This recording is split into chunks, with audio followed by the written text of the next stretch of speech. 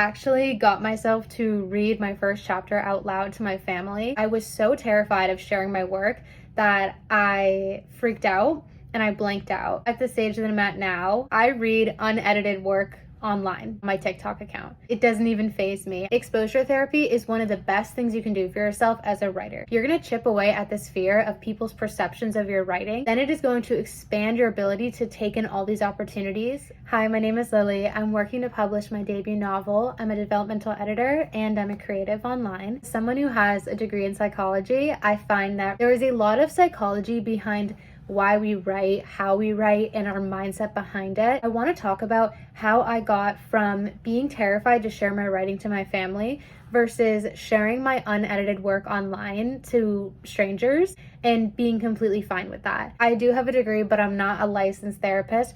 But basically the concept is that the more you expose yourself to a fear, the less that fear has an impact on you. The more you're feeling that fear, the more you work through it, that's when that fear has less control over you, and eventually you get over that fear and then it's something that doesn't really bother you. A lot of times this fear of sharing our work and sharing our ideas and being perceived is not something that we're born with. It's something that we're taught through life and through our experiences. Back in 3rd grade, I remember I was really into writing. That's when I got into writing chapter books. I was so excited, and my teacher asked if I wanted to share my story to read aloud for my 3rd grade class. And I don't remember being scared. I remember sitting up there on a stool and reading my story to my class and being so excited that I got to share my story. It was completely unedited. I just wrote it on a piece of paper and I just read it. It's so interesting because at the time it wasn't really a big deal, but the older you get and the more experiences you have where you experience anxiety or judgment or shame from sharing something about yourself, that's when it gets really hard to actually have that confidence. I think a lot of this fear of being seen stems from this feeling of imposter syndrome, where a lot of writers in general feel like sort of like a fraud. I know that this isn't for everyone. Writing is a very vulnerable and subjective craft. So when you take those two things together, there is bound to be discussion and disagreement over the quality of one's work. I think that's really hard as a writer to come to terms with, because no matter how much you can tell yourself that these opinions and this feedback doesn't necessarily identify your skills as a writer, it still feels that way when you're getting feedback and when people don't like it. You can know all the right advice, but if you're not in the driver's seat actually experiencing that feeling and working through it, it's really hard to actually feel like you know that advice. So I ended up giving my book to alpha readers to read over, and I think this was my first experience of getting real concrete feedback. Because I knew these alpha readers really personally, one alpha reader noticed a lot of the political themes in my story. And this person was really invested in politics and really invested in society and the injustices of the world. However, there was another alpha reader that used to read a lot more romance. They noticed a lot about the chemistry of the two main characters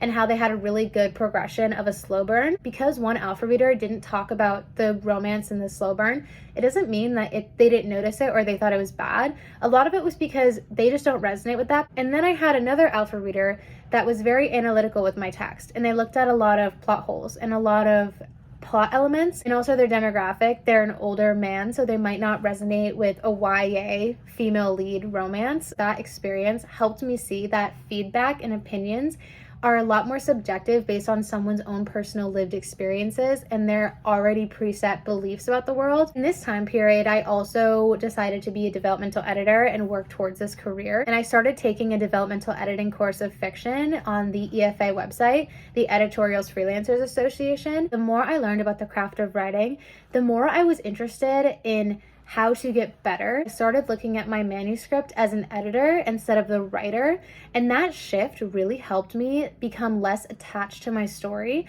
And when I would look at my story as a developmental editor would, I was able to see all of those little parts of the story that weren't working, and I was able to think very critically and very analytically about my story, and I took the emotion and the personal feeling of my story out of it. And also during this time, I got a professional developmental edit on my story as well. So what was great is when I got that feedback back from the editor, I wasn't very emotionally charged with that feedback because I knew that their editing was coming from a place of experience and expertise in that field. I was looking at the editorial letter that my editor gave to me, I was seeing a lot of similarities between what I'd learned in my class. It's not just my manuscript that is getting these edits, it's every single manuscript can be developmentally edited. Some of the short stories that we were working on in my EFA class, they went on to be published. Stories on every level of the industry are going to be edited and ripped apart, and that is a fact of writing. It's not a personal thing to your story. I did get a little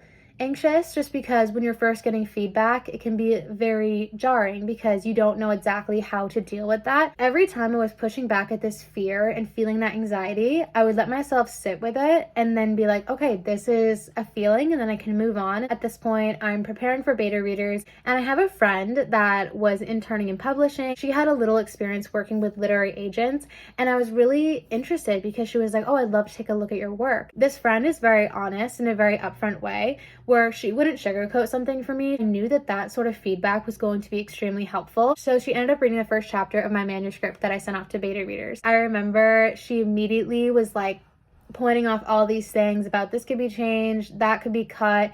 She basically was saying that I had a lot of areas that could be cut and 5 pages could be put down to 2 pages. Everyone kind of has that feeling that they really hope that people are going to read their work and be like, this is perfect, you don't have to change anything.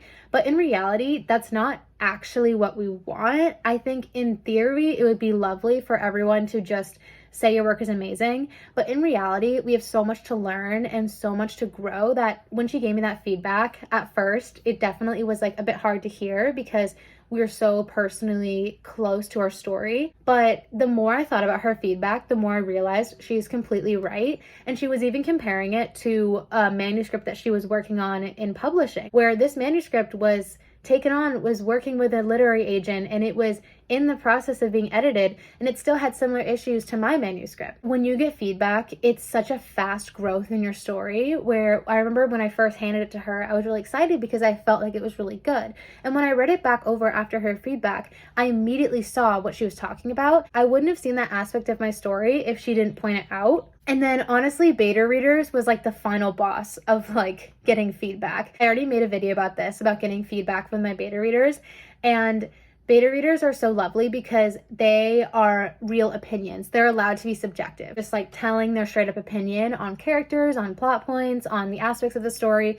And it was so rewarding because in the moment, I remember feeling super, super anxious about this. I was getting feedback that some people were like, oh, this whole part of the story is not good and this part is amazing, and completely just like pulling my story apart. When I put my story out to beta readers, I was like, this is pretty good. Like, my story's almost done. And when I got the feedback, I actually was like, there's so much more potential for the story. The fear that I felt when I got that feedback was so intense that it almost made me like question if I should be writing. But the thing is I got over that fear because I felt it and I let myself feel it.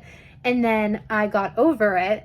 And then I kind of had this mentality where I was like, well, it doesn't matter if I put my work out there because people are going to have their opinions. And if they don't like it, then I'll get to learn from that. And if they do like it, then it's going to be a nice, like, fun feeling. I started getting really confident in this idea where after that really big low of feeling so stressed about my quality of writing and questioning if I'm a good writer and questioning everything, I just went on my TikTok account and I just started reading my draft that is unpolished. At first, I started reading little passages. I was like, well, I'm gonna read my favorite passages. And then I started reading parts of my draft that I just written, like freshly written, and I hadn't edited at all. And I would just read that and I'd be like, oh, I like this part of my story. I'm gonna read it out loud. And then I was like, how can I push more at this fear? And it actually surprised me how little I cared about that fear. Then I was like, well, what if I showed that we can be a good and bad writer at the same time? When I was done with the writing session, I did my favorite line and my least favorite line, and I was so comfortable sharing a line that I thought was bad. And I think being able to go online and share a line that you wrote that you just think is bad was so interesting, because then when people comment and then when people give feedback, it shows to your body that like, oh, this is safe. This is safe. Because when you are so confident in yourself, the more you put your work out there, the more you're going to get feedback, but then the stronger you're going to be in your own writing. Once I stopped taking writing so seriously and I started just putting myself out there, I realized that sharing your writing is actually not scary at all.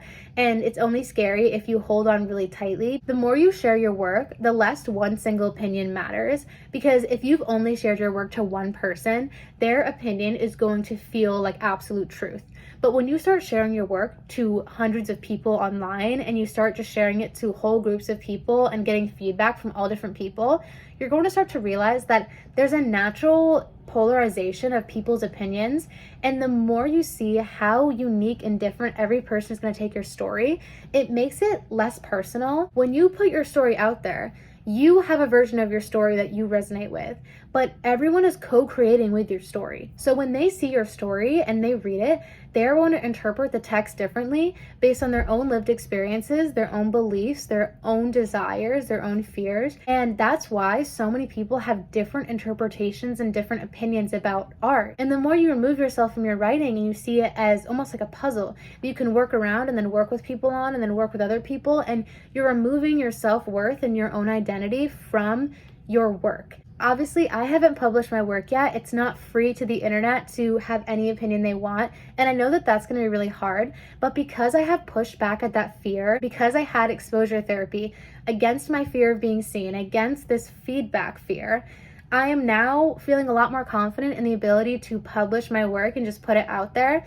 because I've experienced different opinions and I've experienced what it's like to feel that fear and then overcome it. And the best part is once you overcome that fear, it doesn't control you anymore. So then you're able to just be more creative and be more expressive and just not care about these fears, because at the end of the day, they're all just holding us back and they're not really real. So if you're writing a book and you're terrified of anyone seeing your work, just start sharing bits and pieces to people. You can start small. You don't have to dive into the deep end, but progressively start exposing yourself more to that fear of sharing your work. Just kind of, if you have a close friend or family member, just start sharing little passages with them. Or even if you have an online account, just share a sentence that you really like. And when you start doing that and you start putting yourself out there more, it might surprise you how quickly you actually come over that fear. And that's when you actually gain power as a writer and you're not worried about all these fears about what people think, and you're able to express yourself and create freely. Just detaching from the fact that if you like it, you don't. Thanks so much for watching. I really appreciate you being here. I'm definitely preparing for querying soon or self-publishing. Again, we'll see what happens. And if you're interested in developmental editing services, I have a link in the description to my website. You can message me on there for a free 1,000 word sample so you can see if we're a great fit. I'm gonna keep continuing posting on here about my journey because that's what it's all about. So yeah, thanks so much for watching and happy writing.